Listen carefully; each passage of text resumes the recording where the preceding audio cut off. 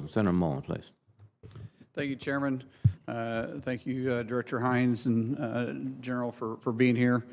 I'm just going to make a quick question about, as I believe it's pronounced Wagner, but I believe the media pronounces Wagner Group all the time. I'm going to have most of these questions for the closed session.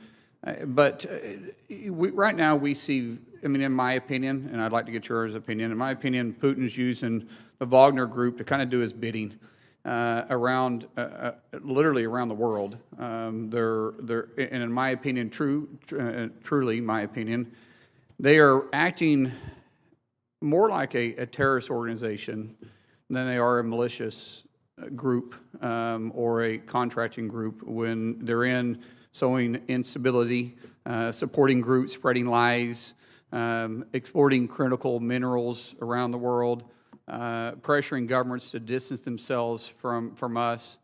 Would you describe their behavior as acting more like a terrorist group, Director Hines? Yeah, I would absolutely support the perspective that Wagner is actively working in ways that is actually driving terrorism, particularly in the continent of Africa, for example. And sure. That's an example of what you're describing. General? So it's a really interesting question, and when you look at their business model, how they try to build security in nations and conduct paramilitary operations and support those nations.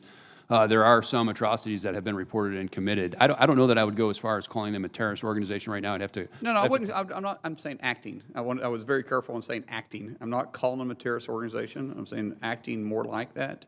Certainly, you could draw a conclusion like that. Yes. So, and we see their behavior as they typically go into these countries that are in disarray, and they offer to provide security for organizations. And would you agree that's kind of how they get their foot in these countries a lot of times? Certainly, along with business opportunities to be developed. Right. Now, I want to switch